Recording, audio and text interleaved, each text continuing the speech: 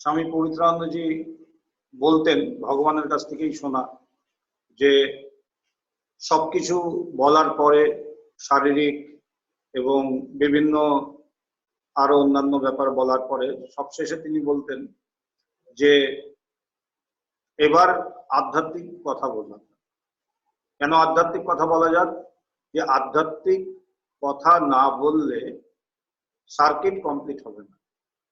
মূল কথা হচ্ছে আধ্যাত্মিক কথা। আমাদের এই যে আমরা বেদান্ত চর্চা করছি, আমরা এর মধ্যেই আমাদের সমস্ত কিছু করতে হবে। আমাদের স্কুল যাওয়া, কলেজ যাওয়া, চাকরি করা, বাড়ির রান্না বান্না করা, সমস্ত কিছু করা, সন্ন্যাসীদের আশ্রম দেখা, সমস্ত ক্লাস করা, এই সমস্ত কিছুই করতে হবে।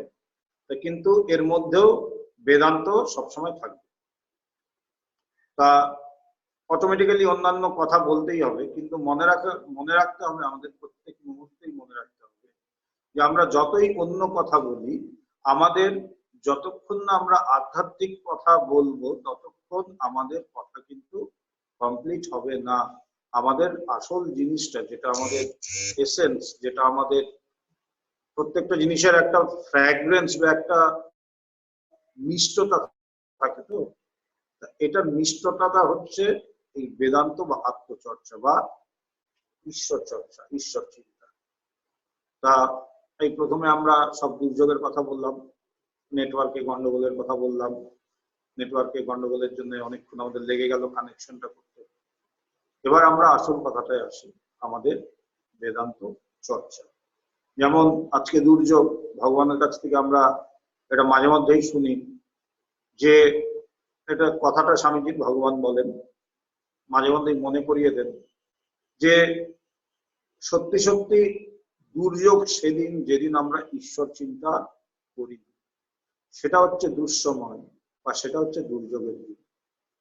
যেদিন যদি বাইরের প্রাকৃতিক দুর্যোগও থাকে, কিন্তু সেদিন যদি আমরা ঈশ্বর চিন্তা করতে পারি, আমরা ঈশ্বরকে নিয়ে থাকতে পারি, আমরা যদি বেদান্তের চিন্তা করতে পারি, অধ্যাত্ম চিন্তা যদি আমরা করতে পারি, তাহলে সেটা কিন্তু আর দুর্যোগ রইল, সেটা কিন্তু সৌন্দর্যে পরিণত। কেন বলছি? ঈশ্বরের কৃপা ছাড়া ঈশ্বরীয় কথা বলা যায় না, এবং ঈশ্বরের কৃপা ছাড়া ঈশ্বরীয় কথা শোনা যায় না, বলাও যায় না, শোনাও যায় না। এই দুটোর জন্যই ঈশ্বরীয় কৃপা দরকার। আর যখন আমরা বেদান্ত চর্চা করতে পারছি, জানতেই হবে যে আমাদের উপর ঈশ্বরের বা ভগবানের কৃপা আছে। ভগবানের যখন কৃপা থাকে সেখানে আর দুর্যোগ। তাই আজকে প্রাকৃতিক দুর্যোগের দিনেও আমরা বেদান্ত নিয়ে বসেছি, এবং এটাই বেদান্ত সোসাইটির মূল কথা। এসব থাকবে, ভালো থাকবে, মন্দ থাকবে, সুন্দর থাকবে, সুসময় থাকবে, দুঃসময় থাকবে, সুযোগ থাকবে, দুর্যোগ থাকবে, সব থাকবে, কিন্তু তার মধ্যেও ঈশ্বর থাকবে। সবকিছুর মধ্যে ঈশ্বর। আমাদের যে শুধু ভালোতে ঈশ্বর তা নয়, আমাদের মন্দতেও ঈশ্বর। আমাদের সৌন্দর্যের মধ্যে শুধু ঈশ্বর যে তা নয়, আমাদের সবকিছুর মধ্যে, ভালো মন্দ সবকিছুর মধ্যে আমাদের একটাই কাজ, ঈশ্বরকে নিয়ে থাকা, ঈশ্বরকে দেখা, ঈশ্বরকে বোঝা। প্রত্যেকটা জিনিসের পেছনে তাকে দেখার চেষ্টা, তাকে বোঝার চেষ্টা। এটাকেই স্বামীজি বলছেন, look at the ocean and not at the waves. আমরা ওয়েভস এর দিকে তাকিয়ে, মানে ঢেউয়ের দিকে তাকিয়ে, যে এই যে একটা ঢেউ এলো, আমফান একটা ঢেউ, তার আগে এই করোনা, এই একটা ঢেউ, আমরা এই ঢেউগুলো নিয়ে আমাদের এই জগৎ চলতে থাকে। একের পর এক ঢেউ আসতে থাকে, যেতে থাকে, এবং এই নিয়েই আমাদের জন্ম, এই নিয়েই আমাদের মৃত্যু হয়ে। এই ঢেউ দেখতে দেখতে, ঢেউ গুনতে গুনতে, ঢেউ সামলাতে সামলাতেই আমাদের জন্ম মৃত্যু সব ওর মধ্যেই হয়ে যায়। এর আড়ালে যে সমুদ্র, সেই সমুদ্রের খোঁজ আমরা কখনো পাই না। তাই বেদান্ত কি শেখাচ্ছে? Look at the ocean and not at the waves. সমুদ্রের পাড়ে গিয়ে বসে আছো কেন? ঢেউ দেখতে গেলে তো সমুদ্রে যেতে হবে। আমি এখানে বসে থেকে, গুয়াহাটিতে বসে থেকে আমি তো আর নিশ্চয়ই সমুদ্র দেখতে পারবো না। আমাকে সমুদ্র দেখতে গেলে হয় দীঘায় যেতে হবে, নালে পুরীতে যেতে হবে, নালে আমাকে মেট্রোতে যেতে হবে, নালে যেখানে এক কথায় যেখানে সমুদ্র আছে সেখানে গিয়ে আমাকে সমুদ্রের পাড়ে বসতে হবে। সমুদ্র যেখানে আছে সেখানে থাকলেই হবে না, আমাকে সমুদ্রের পাড়ে গিয়ে বসতে হবে। তা যখন সমুদ্রের কাছেই এসছো এবং যখন ঢেউই দেখছো, তখন ঢেউটাকে না দেখে আর একটু উপর দিকে তাকাও, আর একটু এর বাইরে তাকাও, কি দেখবে? সমুদ্র। তুমি তখন সমুদ্র। তাই বলছে ঢেউয়ের দিকে তাকিও না, ঢেউ যেখান থেকে আসছে এবং যেখানে লয় হয়, সমুদ্রের থেকেই ঢেউয়ের উৎপত্তি, আবার সমুদ্রতেই ঢেউয়ের নিষ্পত্তি। ওর জন্ম হয় সমুদ্রের থেকে, ও লয়ও হয় সমুদ্রতেই। তাই আসল জিনিস হচ্ছে সমুদ্র। কিন্তু ভগবান যেমন বলেন, যে আমরা সবাই বলি পুরী গিয়েছিলাম জানিস কি দারুণ সমুদ্র, অথবা দীঘা গিয়েছিলাম সমুদ্র, কিন্তু সত্যি সত্যি সমুদ্র কি কেউ দেখে? সবাই ঢেউ দেখেই চলে আসে। কি কথা, গল্পটা কি হয়, কি ঢেউ কি ঢেউ, কি বিরাট বিরাট ঢেউ, কিন্তু ঢেউয়েরই আড়ালে যে বিরাট সমুদ্র ছিল, সেই সমুদ্রের খোঁজ আমরা পাইনি। ঠাকুরের ভাষায় ঠাকুর খুব সুন্দর বোঝাচ্ছেন উপমা দিয়ে। বলছে যাদের গোডাউন থাকে মারোয়াড়িরা, তো ওরা কি করে, সেই গোডাউনে চাল হয়তো ভর্তি রাখা আছে, তা ইঁদুররা যেন সেই গোডাউনের খবর না পায়, সে গোডাউনের থেকে একটু দূরে একটা ভাঙা কুলোর মধ্যে বা কুলোর মধ্যে সে কিছু খই মুড়ি এরকম মুরগি ওগুলো রেখে, ইঁদুর গুলো আসে, ইঁদুর গুলো এসে ওই খই বা ওই মুড়ি বা ওই মুরগি গুলো খায়, খেয়ে তৃপ্ত হয়ে চলে যায়। ওরা ভাবে অনেক কিছু পেয়েছে, কিন্তু ওরা বোঝেই না যে ওটার থেকে যদি আরেকটু ভেতরে ঢুকতো, তাহলে গোডাউনের খবর পেত। ওর মানে পরপর কয়েকশো পুরুষ ওই গোডাউনে বসে খেতে পারে, কোনো অসুবিধা হতো। কিন্তু মারোয়ারিরা কি করে, ওই গোডাউনের বাইরে ওইটা রেখে, রাখাতে কি হয়, সে ওইটুকুই খেয়ে চলে যায়। আর ওকে রোজ আসতে হয়, কেন? একদিন খেলেও শেষ, পরের দিন আবার আসতে হচ্ছে। কিন্তু গোডাউনের যদি খবর পেত, ও গোডাউনেই থাকতো, গোডাউনে থাকারও জায়গা আছে, গোডাউনেই থাকতো, গোডাউনেই খেত, গোডাউনেই শুতো, সবকিছু তাই। ঠিক সেইভাবেই একবার যদি এই জগতের আড়ালে যিনি, এই জগতের যিনি স্রষ্টা, তার যদি খবর পাওয়া যায়, সেই ঈশ্বর বা আত্মা বা ব্রহ্মের, তাহলে কি বলছে, তুমি তাতেই তোমার সৃষ্টি, তাতেই তোমার স্থিতি, তাতেই তোমার লয়, তুমি তার মধ্যে সবকিছু খুঁজে পাবে, তার মধ্যে তুমি সবকিছু খুঁজে পাবে। ভগবান বলছেন ঈশ্বরকে ডাকতে ডাকতেই আমি এই জায়গায় এসেছি, ঈশ্বরকে ডাকতে ডাকতেই আমি বিদেশে গেছি, ঈশ্বরকে ডাকতে ডাকতেই আমার এতগুলো আশ্রম হয়েছে, ঈশ্বরকে ডাকতে ডাকতেই সবার জানাজানি হয়েছে। তা আমার কাজ কি? আরো বেশি ঈশ্বরকে ডাকা, সহজ। ঠিক সেইভাবেই বলছে, কিন্তু আমাদের মুশকিল হচ্ছে আমরা ঈশ্বর পর্যন্ত পৌঁছাতে পারি না, আমরা জগতে এসে থেমে যাই, ওই ঢেউ পর্যন্ত এসে আমরা থেমে যাই। তা বলছে ঢেউয়ের একটু আড়ালে দেখো, ঢেউয়ের একটু ওপারে দেখো, দেখবে অনন্ত সমুদ্র, যেখানে জলের কোনো অভাব নেই। কিন্তু ওই আমরা সমুদ্র দেখতে গিয়ে ঢেউ দেখে চলে আসি। তাই আমাদের কাজ সবকিছুর মধ্যে থাকে, ভালোর মধ্যেও তাকে দেখা, মন্দের মধ্যেও তাকে দেখা, ন্যায়ের মধ্যেও তাকে দেখা, অন্যায়ের মধ্যেও তাকে দেখা। কেন? তিনি ছাড়া দ্বিতীয় বস্তু নেই। আমি যে জায়গাটার থেকে পড়ছি সেটা হচ্ছে স্বামী পবিত্রানন্দজির বেদান্ত সাধনার 20 নম্বর চিঠি। স্বামী পবিত্রানন্দজি লিখছেন, এটা ভগবানকে লিখছেন পুরুলিয়া থেকে, 29/9/81।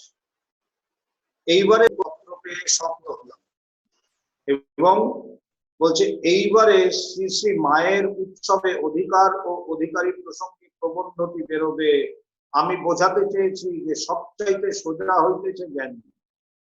আমি পবিত্রানন্দজি কট্টর জ্ঞান, জ্ঞান যোগ ছাড়া কিছু বলতেন না, কিন্তু তিনি আবার মানে খুব দারুণ ধ্রুপদ সঙ্গীত গাইতেন এবং এমন গাইতেন যে তিনি ধ্রুপদ গাইতে গাইতে সমাধিস্থ। আবার ভালো ফুটবলার ছিলেন, এরিয়ান ক্লাবে খেলতেন। তখনকার দিনে এরিয়ান ক্লাব বিরাট নাম। তো তিনি লিখছেন কি যে অধিকার ও অধিকারী প্রসঙ্গে তিনি কি বোঝাতে চেয়েছেন ওটাতে, সেই প্রবন্ধতে, যে সবচেয়ে সহজ হচ্ছে জ্ঞানযোগ। কেন বলছে? আমাকে জানবার অধিকার আমার নেই তো কার আছে? আমি আমাকে জানবো, আমি কার থেকে অধিকার নেব? যেমন আমার পকেটে যদি আমার টাকা থাকে, আমার সেটা খরচা করতে গেলে অন্য কারো পারমিশন দিতে হয় কি? হয় না। কেন? আমার টাকা আমার পকেটে, আমি খরচা করবো আমার। ঠিক সেইভাবেই বলছে কি আমি আমাকে জানবো, এটা তো আমাকে কে অধিকার দেবে, কি দেবে? তাই বলছেন যে আমাকে জানবার অধিকার আমার নেই তো কাহার আছে। বেদান্তের মূল কথা হচ্ছে ঈশ্বরকে জানা না। ঈশ্বরকে খুঁজতে খুঁজতে কাকে খুঁজে পাবো? নিজেকেই আমি খুঁজে পাবো।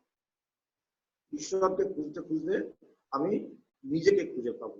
তাই বলছে নিজেকে জানা, নো thyself। ভগবান বলছেন কি যে কিন্তু প্রথমেই তো এটা বোঝানো যাবে না, প্রথমেই বলা যাবে না যে তুমি নিজেকে খুঁজবে, নিজেকে পাবে, এখানে অন্য কিন্তু কিছু পাওয়ার নেই, এখানে নিজেকে খুঁজে পাওয়া। তাই বলছে হ্যাঁ, যারা ধারণা করতে পারে তাদের পক্ষে আলাদা ব্যাপার, কিন্তু সবার তো ধারণ ক্ষমতা একরকম হয় না। তো তাদের কি বলছে ভগবান? বলছে তাদের কি বলা হলো যে কৃষ্ণ নাম, হরে কৃষ্ণ। তো হরে কৃষ্ণ বলতে বলতে সে আস্তে আস্তে হরে কৃষ্ণ বলার পরে সে বসলো, একটু বেদান্ত শুনলো, আছে কি বলা হয় শুনি, কি বলছেন উনি শুনি। তা শুনতে শুনতে বলা হলো যে এই কৃষ্ণকে বোধে বোধে। এই করতে করতে আস্তে আস্তে দেখা গেল যে একসময় রাম কৃষ্ণ এরা কোনো কিছুই নেই, খুঁজতে গিয়ে তাদের খুঁজতে গিয়ে আমি আলটিমেটলি আমার নিজেকে আমি খুঁজে। কিন্তু শুরু করেছিলাম কৃষ্ণ নাম, কিন্তু এটা শেষ কোথায় যাত্রা? যেখানে আমি নিজেকে খুঁজে পাবো। কেন কৃষ্ণ নাম বলা হলো? বলছে কৃষ্ণ নামের কথা বলা হলো এই জন্য যে আমার যে মন, এই যে সমস্ত কর্ম চঞ্চলতা, এই সমস্ত কিছু, এই যে ঢেউয়ের পর ঢেউ দেখতে দেখতে এ চঞ্চল, আমার মন, আমার বুদ্ধি, আমার চিত্ত, এরা চঞ্চল। এই চঞ্চল মনকে ধীরে ধীরে ধীরে ধীরে এই কৃষ্ণ নাম দিয়ে, এই বেদান্ত শ্রবণ করিয়ে ধীরে ধীরে তাকে অচঞ্চল করা, তাকে এই অচঞ্চলেরই আরেক নাম হচ্ছে শান্ত করা। তো তাকে শান্ত, এবং যেমন যেমন শান্ত হব তেমন তেমন তিনি আমার কাছে। তারপর যখন একদম শান্ত হয়ে গেল, কি সেই স্থির মনে বা বুদ্ধিতে তার প্রকাশ। এবং এই যে তার যে প্রকাশ বা তার যে প্রতিবিম্ব হয়, এই এই যে জ্ঞান, এই জ্ঞান বাকি অজ্ঞানকে সমস্ত কিছু শেষ করে নিজেও তার যে স্বরূপ, প্রতিবিম্ব মানে অরিজিনাল একটা আছে তার প্রতিবিম্ব। যেমন আয়নাতে আমি প্রতিবিম্ব, আয়নাতে যে প্রতিবিম্ব ওইটা তার মানে একটা বিম্ব থাকবে, তো নালে প্রতিবিম্ব হবে কি? তখন সে তার যে সোর্স বলছে আরশিতে যখন স্থির আরশিতে যখন সূর্যের প্রতিবিম্ব করে তখন কি হয়? সেই প্রতিবিম্বিত সূর্য সত্য সূর্যকে দেখে সে অভিভূত হয়ে যায়, তার সাথে মিলেমিশে একাকার হয়ে যায়, তখন আর কিছু। তাই বলছে কিন্তু শুরু কোথা থেকে? কৃষ্ণ নাম করে। কৃষ্ণ নাম করতে করতে এই যে আমার চঞ্চল মন, এই চঞ্চল মন ধীরে ধীরে জগতের মধ্যে থাকতে থাকতে চঞ্চল হবেই।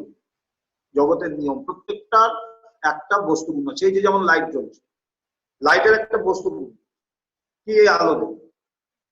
আমি যদি এখন চোখ বন্ধ করে থাকি, বলছে আমি চোখ বন্ধ করতে থাকি পারি, কিন্তু আবার মুখে আলো করবে কেন? এটা ওর গুণ।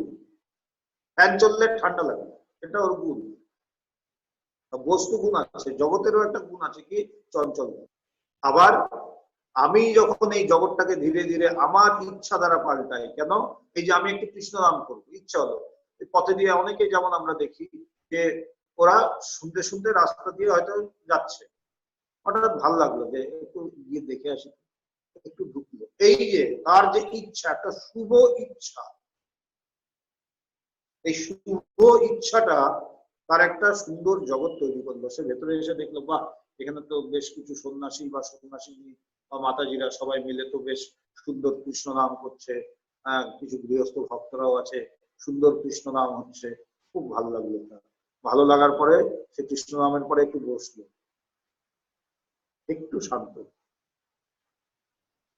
এই করতে করতে সে আবার দ্বিতীয় দিন আসবে, এই করতে করতে তার জগৎ সে নিজেই তৈরি করবে। আগের জগৎটাও নিজের তৈরি করা ছিল। সে বাজারে যাচ্ছিল, শাড়ি কিনছিল, জামা কাপড় কিনছিল, বাজার করছিল, এই করছিল, এই দরদাম করছে, চঞ্চলতা। আবার এখানে আসলো, এখানেও একটা জগৎ সৃষ্টি হলো। এই জগৎ শান্তির জগৎ, শান্ত হওয়ার জগৎ। তাই আমি আমার জগৎ সৃষ্টি করি। এই করতে করতে সে কি করলো, ধীরে ধীরে ধীরে ধীরে আসা যাওয়া করতে করতে সে, তার মন এই কৃষ্ণ নাম করতে করতে, এই বেদান্ত শ্রবণ করতে করতে তার মন ধীরে ধীরে শান্ত হতে হতে যেদিন স্থির হয়ে গেল, সেদিন সে তার স্বরূপকে উপলব্ধি করলো। যে ওই যে কৃষ্ণ নাম করার উদ্দেশ্য কি, ওই যে এই জায়গাটায় পৌঁছে, যে স্থির, যাকে সমাধি। এই সমাধিতে সমস্ত কিছু স্থির হয়ে, এবং আমার সাথে ব্রহ্মের বা আমার সাথে আমার স্বরূপে কোনো মাঝখানে কোনো প্রতিবন্ধক থাকে না।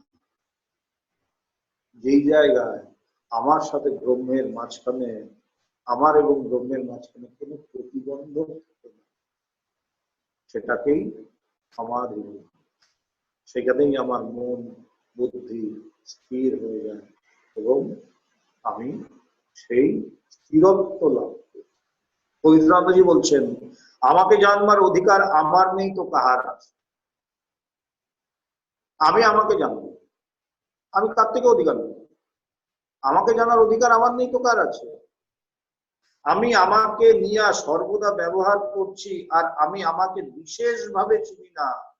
কি বলছে? আমি আমাকে নিয়ে সর্বদা ব্যবহার করছি। আমি আমাকে নিয়ে সর্বদা ব্যবহার করছি মানে এই যে আমি কথা বলছি, এখানে কি ব্যবহার হচ্ছে? আমি মানে আমি বলতে এই মুহূর্তে অজ্ঞানী মন কি বলবে, যে আমার মন খুব বড় জোরে সেইটুকু বুঝতে পারে, বা আমার জ্ঞান, আমি যতটুকু বেদান্ত শুনেছি বা যা শুনেছি আর যেই বিষয় নিয়ে বলছি, আমার সেই জ্ঞান বা সেই মন। আমি সর্বদা আমাকেই ব্যবহার করি। আমি যখন তোমার সাথে কথা বলতে লাগবে, আমাকে ব্যবহার করতে হবে। তুমি যখন আমার কথা শুনছো, তুমিও নিজেকে ব্যবহার করছো। আমার ব্যবহার একরকম, তোমার ব্যবহার একরকম, কিন্তু ব্যবহার নিজেকেই করি। তা বলছে আমি সর্বদা সকাল থেকে উঠে রাত অবধি আমরা কি করি, আমরা নিজেকেই ব্যবহার করি। বা আমি সাধারণ ভাষায় বলতে গেলে, আর একটু সহজ ভাবে বলতে গেলে, আমি আমার মনকেই ব্যবহার করি। বা আর একটু গভীরে বলতে গেলে, আমি আমার জ্ঞানকেই ব্যবহার করি। তা বলছে যে আমি আমাকে নিয়ে সর্বদা ব্যবহার করছি, আর আমি আমাকে বিশেষভাবে চিনি না। এখানে প্রত্যেকটা শব্দের কিন্তু সৌন্দর্য আছে এবং গভীর মানে আছে। কি লিখলেন? আমি আমাকে নিয়ে সর্বদা ব্যবহার করছি, আর আমি আমাকে বিশেষভাবে চিনি না। শুধু চিনি না লেখেন, কি লিখলেন? বিশেষভাবে চিনি। কেন বিশেষভাবে কথাটা লিখলেন? আমাকে নিয়ে সর্বদা ব্যবহার করছি, আর আমি আমাকে বিশেষভাবে, বিশেষভাবে বললো কেন? কারণ আমি নিজেকে সাধারণভাবে চিনি। আমি স্বামী শঙ্করানন্দ, আমি ইন্টারন্যাশনাল বেদান্ত সোসাইটির সন্ন্যাসী, আমি বিরাটিতে থাকি, আমাদের মায়ের বাড়ির সেন্টারে আমি থাকি। বিশেষ আমি সাধারণভাবে চিনি, এরকম ভাবে সবাই নিজেকে চিনি। কিন্তু কি বলছে? আমি বিশেষভাবে চিনি। বিশেষভাবে কি? আমার যেটা অরিজিনাল পরিচয়, যেটা আমার বাস্তবিক, আমার যেটা সত্তা বা আমার যেটা স্বরূপ, সেইভাবে চিনি না। যে আমি সেই নিত্য শুদ্ধ বুদ্ধ মুক্ত আত্মা, আমি এইভাবে নিজেকে চিনি। তাই বলছে যে আমি আমাকে নিয়ে সর্বদা ব্যবহার করছি আর আমি আমাকে বিশেষভাবে চিনি না, ইহার চাইতে লজ্জার কথা আর কি আছে? একদম পিন পয়েন্টেড করে বলছি যে তুমি নিজেকে প্রতি মুহূর্তে ব্যবহার করছো, কিন্তু করার পরেও তুমি নিজেকে বিশেষভাবে চেনো না, এর চাইতে লজ্জার ব্যাপার। যাকে ব্যবহার করছো তাকেই চেনো না। যেমন কেউ যদি আমার বন্ধু থাকে, বহু বছরের বন্ধু, তারপরে হয়তো সে একসময় আমাকে বিট্রে করলো, বিশ্বাসঘাতকতা করলো, তখন পাশের লোকেরা কি বলবে? ও মা, আপনি এতদিন ওর সাথে ছিলেন, এত বন্ধুত্ব, এত ওঠা বসা, চিনতে পারলেন না লোকটাকে?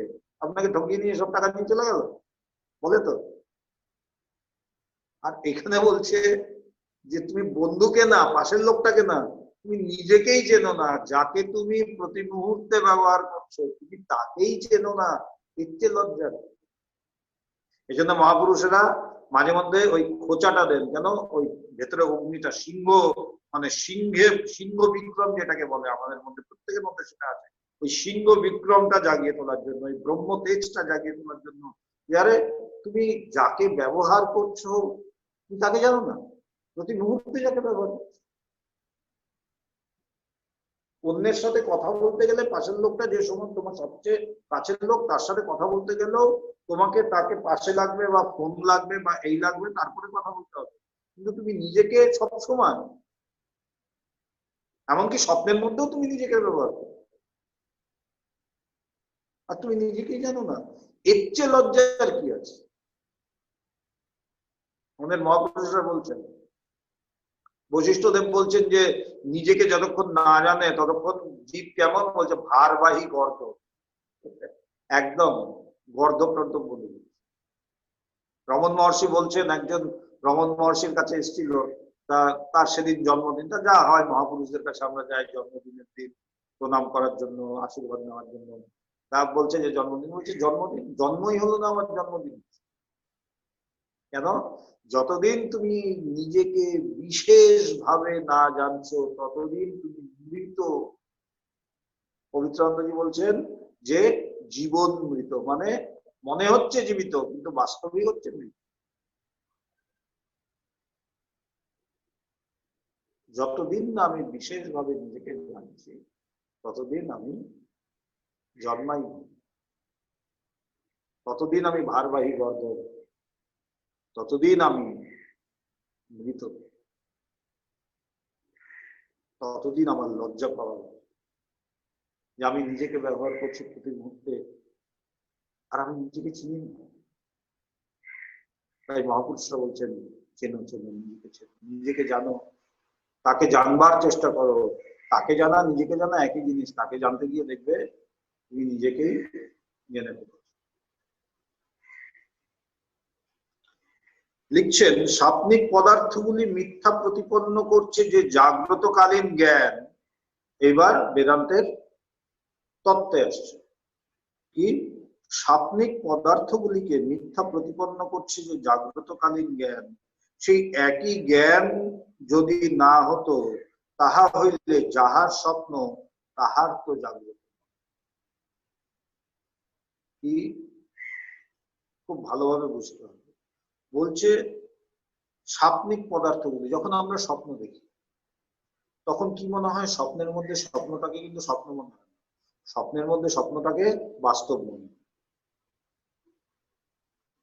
হ্যাঁ, বিচার করতে করতে, বেদান্ত শ্রবণ করতে করতে একটা সময় আসে যখন যখন স্বপ্ন দেখি তখন আমি বুঝে যাই যে এটা স্বপ্ন।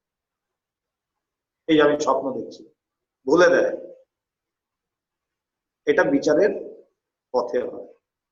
যে আমি যখন এই সত্য মিথ্যা বিচার, নিত্যানিত্য বস্তু বিবেক বা সারাসার বিচার বা অর্থানর্থ বিচার, এই হেয় উপাদেয় বিচার, এই বিভিন্ন রকমের বিচার, এই বিচারগুলো করতে করতে যখন আমি এগোতে থাকি তখন একটা সময় এমন আসে যে আমি জাগ্রত অবস্থাতে তো বিচার করি কোনটা সত্য কোনটা মিথ্যা, কোনটা নিত্য কোনটা অনিত্য।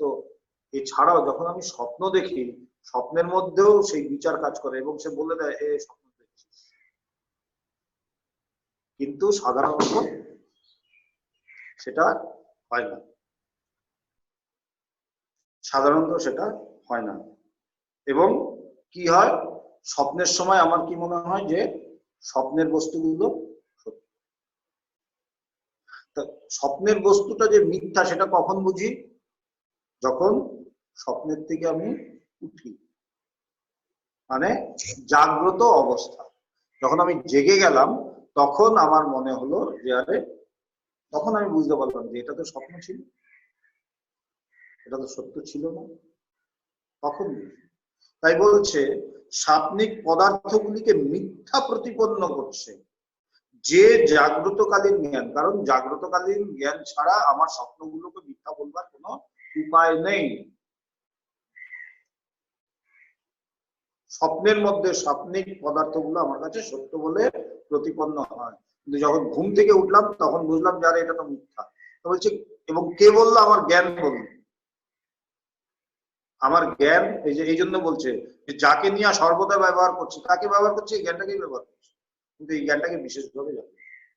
তাই বলছে স্বাপ্নিক পদার্থগুলিকে মিথ্যা প্রতিপন্ন করছে যে জাগ্রতকালীন জ্ঞান, সেই একই জ্ঞান যদি না হতো তাহা হইলে যাহার স্বপ্ন তাহার তো জাগ্রত।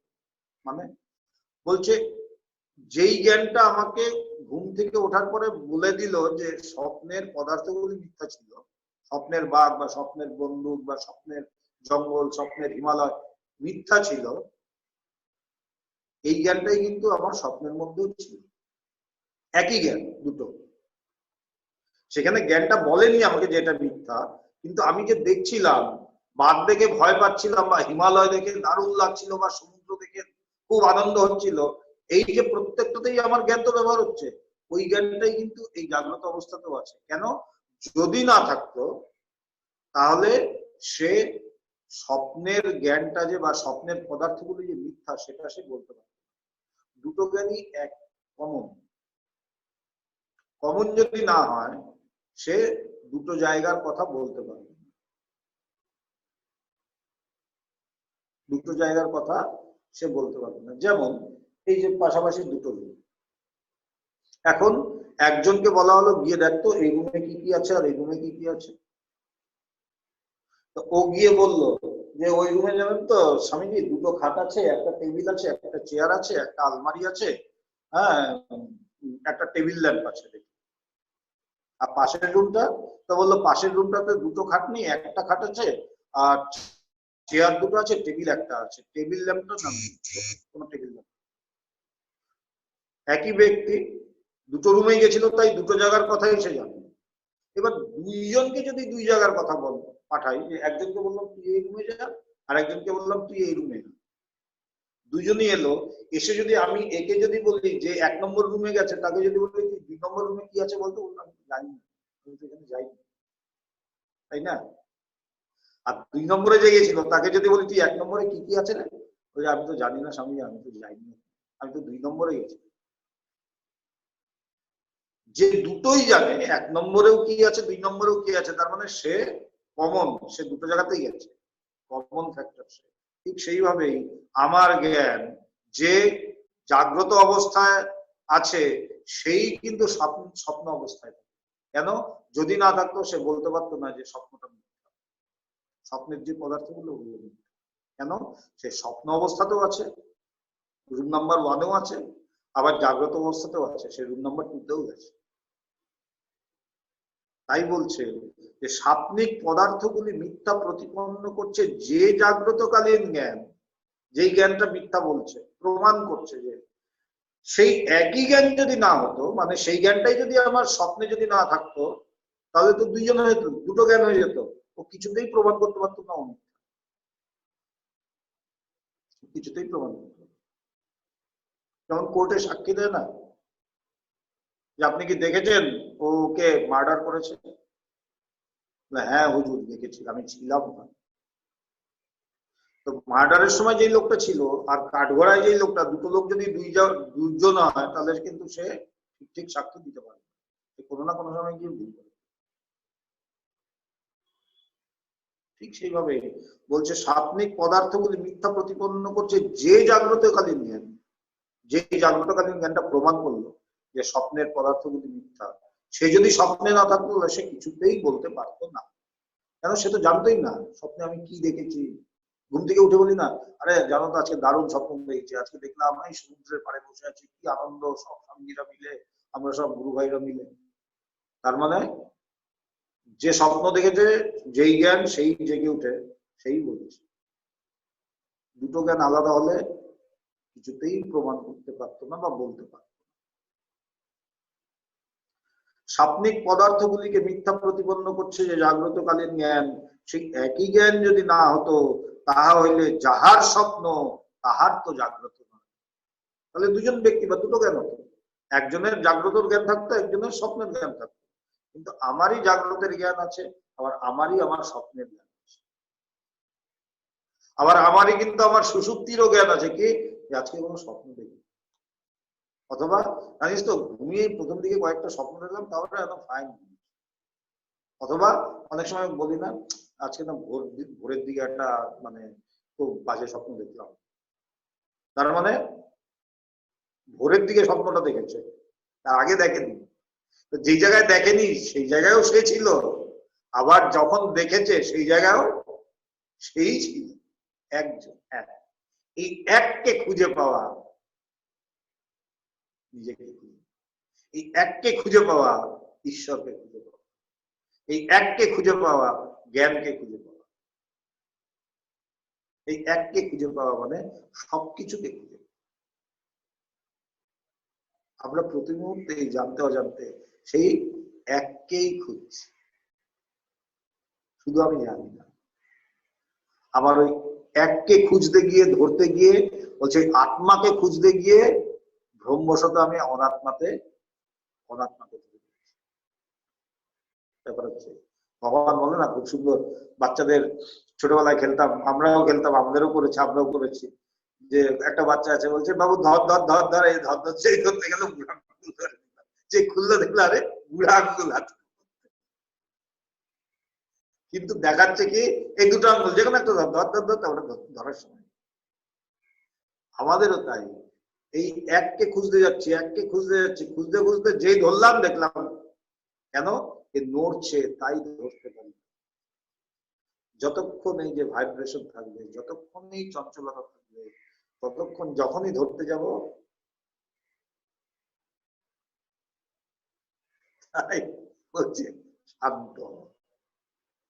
বেদান্ত মানে এই যে কাঁপছিল, এই কাঁপাটা আস্তে আস্তে ধীরে ধীরে গীতাতে বলছে, শ্রীমদ্ ভগবত গীতায় শ্রীকৃষ্ণ বলছেন যে আমাদের এই বুদ্ধি, আমাদের মন, এই সমস্ত কিছুর মধ্যে চঞ্চল, এই করতে হবে, এই করলে এই পাবো, ওই করলে ওই পাবো, এই যে কর্ম এবং তার ফল প্রতি মুহূর্তে, এর মধ্যে আমার মন চঞ্চল হয়ে থাকে।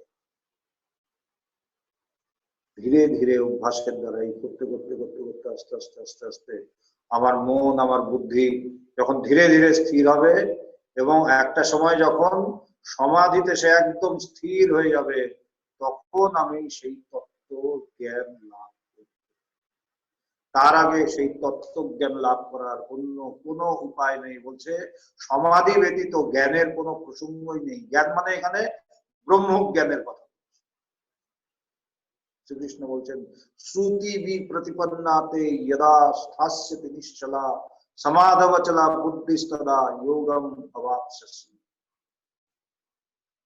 এই সবার থেকে শুনে এইটা হলে এইটা হবে, এটা হলে, এই করতে করতে আমাদের বুদ্ধি এবং মন কি হয়ে যায়, চঞ্চল হয়ে যায়। এই চঞ্চলতায় আমি তত্ত্বজ্ঞান যখনই ধরতে যাবো, এই গুরু মুখে শ্রবণ করতে করতে বা বেদান্ত শুনতে শুনতে বা সাধু সঙ্গ সৎসঙ্গ করতে করতে আমাদের কি হয়, এই বুদ্ধি এই মন ধীরে ধীরে স্থির। যখন একদম স্থির, এই হচ্ছে সমাধি। বলছে কি শ্রুতি বিপ্রতিপন্নাতে यदा स्थास्यति निश्चला, এই যে আমার বুদ্ধি যে প্রতি মুহূর্তে সে বিক্ষিপ্ত বুদ্ধি, বিক্ষিপ্ত মন, সে কি হয় यदा स्थास्यति निश्चला, যখন সে নিশ্চল হয়ে যাবে। এই বুদ্ধি বা মন যখন আমার নিশ্চল হয়ে যাবে, সেই বুদ্ধি কখন সমাধবচলা, সমাধিস্থ যখন হবে, তখন সে অচলা, সমাধবচলা বুদ্ধিস্তদা, সেই বুদ্ধিতে, সেই নিশ্চল বুদ্ধিতে যোগম অবাপ্স্যসি, তখন তুমি এই তত্ত্ব তত্ত্বজ্ঞান আত্মজ্ঞান লাভ। সাত্বিক পদার্থগুলিকে মিথ্যা প্রতিপন্ন করছে যে জাগ্রতকালীন জ্ঞান সেই একই জ্ঞান যদি না হতো তাহা হইলে যাহার স্বপ্ন তাহার তো জাগ্রত নয়। সুষুপ্তিতে প্রকৃত আমি বা বিশুদ্ধ জ্ঞান বস্তুটি কি ঘুমাইয়া পড়ে? কি বলছে? সুষুপ্তিতে মানে তিনটা অবস্থা পেলাম। একটা এর আগে বলছিল স্বপ্ন, জাগ্রত, স্বপ্ন দুটো। এখন তৃতীয়টায় আসলো কি? সুষুপ্তি। জাগ্রত অবস্থায় আমি আমার জ্ঞান বুঝলাম, এই যে আমি কথা বলছি জ্ঞানের সাহায্যে, তুমি শুনছো জ্ঞানের সাহায্যে। তারপর স্বপ্ন, স্বপ্নতেও আমি বুঝি যে আমরা দেখি, স্বপ্ন দেখি, স্বপ্নতে বুঝি এই আসছে, ও আসছে, ও যাচ্ছে, গিয়ে এইখানে গেলাম, ওখানে গেলাম, বুঝি, সেখানেও আমি বুঝতে পারি। সুষুপ্তিতে কি এই জ্ঞানটা? স্বপ্নতেও কিন্তু আমার জ্ঞান কাজ করে। স্বপ্নতে যদি আমার জল লাগে, যদি আমার তৃষ্ণা পায়, তখন আমি কিন্তু স্বপ্নে কি দেখবো? আমি জলই খাচ্ছি, তাই তো? বা গরম লাগছে, ঘরে এসছি, স্বপ্নের মধ্যে দেখছি গরম লাগছে, ঘরে এসছি, তখন কি করবো? হিটার চালাবো? যে স্বপ্ন বলে হিটার চালালেও কোনো কিছু হবে না, গরম লাগবে না, ঠান্ডা লাগবে না। ওইখানে আমার বুদ্ধি ঠিক কাজ করে কি, হিটার আর ফ্যান বা এসি যদি থাকে আমি ফ্যান অথবা এসি চালাবো। স্বপ্ন বলে ওইটাতে হিটার চালাবো না। একই জ্ঞান আমার তিনটা সাক্ষী দিল। প্রথমে বললো খুব দারুণ ঘুমিয়েছে, সুষুপ্তির সাক্ষী দিল। স্বপ্ন দেখেছি, স্বপ্নের সাক্ষী দিল। এখন কথা বলছি জাগ্রতের সাক্ষী। একই জ্ঞান। এই এক জ্ঞান যদি না হতো ওই তিনটা জায়গার কথা কিছুতেই বলতে পারতাম। ওই একই জ্ঞান যদি না হতো, এটা যদি তিনটে আলাদা আলাদা জ্ঞান হতো, ও শুধু হয় সুষুপ্তির কথা জানতো, না হলে স্বপ্নের কথা জানতো, না হলে জাগ্রতের কথা জানতো। কিন্তু একই জ্ঞান তিনটের জায়গার ডিসক্রিপশন। দারুণ ঘুমিয়েছি, ফাইন, বিউটিফুল, সাউন্ড স্লিপ, সুষুপ্তির প্রমাণ দিয়েছে। ভোরবেলার দিকে উঠে জানিস তো স্বপ্ন দেখেছি, আরে দেখলাম আমার ওই আত্মীয় বা ওরকম বা এরকম, বা দেখেছি আমাদের দিকে আগুন লেগে গেছে। স্বপ্নের সাক্ষী। আবার এখন তারপরে বলছে কিন্তু স্বপ্ন তো দেখ, এগুলি কিছু হয় না, জাগ্রত এসছে এমনি, জাগ্রতের জন্য কোনো প্রমাণ। একই জ্ঞান তিন জায়গার সাথে। তাই পবিত্রানন্দজি বলছেন বলছে সুষুপ্তিতে প্রকৃত আমি, প্রকৃত আমি, কাঁচা আমি না, প্রকৃত আমি মানে যেটা আমার স্বরূপ, যিনি সাক্ষী চৈতন্য, যিনি সাক্ষী চৈতন্য রূপে তিন জায়গাতেই বা তিন অবস্থাতেই বিদ্যমান, সেটা। তাই বললাম প্রত্যেকটা শব্দ খুব গুরুত্বপূর্ণ। সুষুপ্তিতে শুধু আমি লেখেনি, প্রকৃত আমি বা বিশুদ্ধ জ্ঞান বস্তু, শুধু জ্ঞান না, আমাদের এই জাগতিক জ্ঞান না, বিশুদ্ধ জ্ঞান বস্তু মানে, বিশুদ্ধ জ্ঞান মানে সেই আত্মা বা ব্রহ্ম বা ঈশ্বর। বলছে সুষুপ্তিতে প্রকৃত আমি বা বিশুদ্ধ জ্ঞান বস্তুটি কি ঘুমাইয়া পড়ে? যদি ঘুমিয়ে পড়তো সে কিছুই বলতে পারে। ভৌতিক আমিটা বা কাল্পনিক আমিটা বা কাঁচা আমিটা সেই সময় থাকে না। কেন? এটাও কিন্তু আমি প্রমাণ দিই, তাই না? আমি যদি বলি যখন ডিপ স্লিপ হয় তখন তুমি বোঝো, তুমি কি হিসাবে ঘুমাও? সন্ন্যাসী হিসাবে না গৃহস্থ হিসাবে? আশ্রমে না বাড়িতে? ভারতে না আমেরিকায়? খাটের উপর না মাটিতে? কোনো কিচ্ছু? তুমি কি বলবা? এগুলি কিচ্ছু মনে নেই। তোমার শরীরের ব্যথাগুলো তখন থাকে, খুব হয়তো হাতে ব্যথা, হ্যাঁ, বা হাঁটুতে ব্যথা, ইউরিক অ্যাসিডের ব্যথা গোড়ালিতে, মনে ছিল? সুষুপ্তিতে না, সুষুপ্তিতে খেয়াল ছিল না। তার মানে এই শারীরিক আমিটাও ছিল না, মানসিক খুব চঞ্চলতা, মানসিক খুব ভয় ছিল, এই যে বা মানসিক খুব অস্থিরতা, কি হবে চারিদিকে যা অবস্থা, ওই অশান্তি কি ছিল সুষুপ্তিতে? না, ওইটাও ছিল না। তার মানে মানসিক আমিটাও ছিল না, শারীরিক আমিটাও ছিল না, মানসিক আমিটাও ছিল না, বুদ্ধিটাও ছিল না, কিছুই ছিল না। তথাপি আমি ছিলাম, সেটাকেই বলা হচ্ছে প্রকৃত আমি বা বিশুদ্ধ আমি, যেটা আমার স্বরূপ। ভৌতিক আমি ভৌতিক আমিটা বা কাল্পনিক আমিটা বা কাঁচা আমিটা সেই সময় থাকে। প্রমাণ দিয়ে আমি নিজেই বলি যে খুব ব্যথা ছিল জানো তো স্বামীজি, গোড়ালি প্রচন্ড ব্যথা করছিল ইউরিক অ্যাসিডে, তারপরে ঘুমিয়ে পড়লাম, তারপরে বেশ ভালো ঘুমানো, মানে এই ভৌতিক আমি আর থাকলো না। থাকলে তো ব্যথা ব্যথা থাকলো, কিন্তু বিশুদ্ধ আমিটার অস্তিত্বের লোপ হয় না। ভৌতিক আমি থাকে না, কাঁচা আমি থাকে না, কিন্তু বিশুদ্ধ আমি থাকে। কেন? সেই উঠে এসে বলল যে দারুণ, একদম ফ্রেশ, একদম স্বপ্ন টপ্ন দেখিনি, সাউন্ড, মানে এই বিশুদ্ধ আমি ছিল। নালে কে প্রমাণ দিল, কিভাবে জানলাম? তাই বললো তার কোনো অবস্থাতেই, জাগ্রত, স্বপ্ন, সুষুপ্তি, এই তিন অবস্থাতেই তার অস্তিত্বের লোপ হয় না। এবং তাকে বিশেষভাবে জানা যায় কখন? চতুর্থ অবস্থা, যেটাকে বলা হচ্ছে তুরীয়। তুরীয় অবস্থা, জাগ্রত, স্বপ্ন, সুষুপ্তি, সমাধি বা তুরীয় অবস্থা। সেই অবস্থায় আমি নিজেকে বিশেষভাবে, কিন্তু বিশুদ্ধ আমিটার অস্তিত্বের লোপ হয় না। অর্থাৎ সুষুপ্তি, স্বপ্ন ও জাগরণে সেই এক জ্ঞানের, তিন জ্ঞান না, একই জ্ঞান বা অখণ্ড জ্ঞানের, এই জন্য বলছে অখণ্ড, খণ্ড হয়নি। জাগ্রতে এক খণ্ড, স্বপ্নে এক খণ্ড, এখানে খণ্ড নেই, অখণ্ড ও অবিভাজ্য, ও তাকে বিভাজন করা যায়। অর্থাৎ সব সুষুপ্তি, স্বপ্ন ও জাগরণে সেই এক জ্ঞানের বা অখণ্ড জ্ঞানের অনস্তিত্ব কোথায়? ত্রিপুটি আকারে বিবর্তিত হইতেছে বা অধ্যস্ত হচ্ছে, অর্থাৎ যেন নাম রূপাকারে সেই জ্ঞানী অবিকৃত থাকিয়াও বিকৃত দেখাচ্ছে। এটা করতে গেলে এটার টোটালি আর একটা ক্লাস লাগে। কারণ এই যে ত্রিপুটি বা বিবর্ত, প্রত্যেকটা শব্দ বললাম, আমাদের মহাপুরুষেরা যে শব্দগুলো ব্যবহার করে, একটা শব্দ এমনি ব্যবহার করে। আমরা যেমন বলি না, কারোর সাথে কথা বলবো, তুই এরকম বলে, এমনি বলছি। আর মহাপুরুষদের বিউটিটা হচ্ছে তারা এমনি কোনো কথা বলে। তাই এখানে এই যে বলছি, প্রত্যেকটা এখানে যেমন লিখেছে একই জ্ঞান ত্রিপুটি আকারে, ত্রিপুটির একটা মানে আছে, বিবর্তিত হচ্ছে, বিবর্তর একটা ব্যাপার আছে, হ্যাঁ, অধ্যস্ত হচ্ছে, অধ্যস্ত বুঝতে হবে, তারপরে অবিকৃত থাকিয়াও বিকৃত, প্রত্যেকটা টার্ম খুব খুব ইম্পর্টেন্ট। তাই আজকে যেহেতু সময় হয়ে গেছে, 5:30 বাজে, আজকে আর এটা নিয়ে করছি না, নেক্সট দিন আমরা এটা নিয়ে আলোচনা। পত্র সংখ্যা 20, পুরুলিয়া থেকে লেখা, 29/9/81 সাল।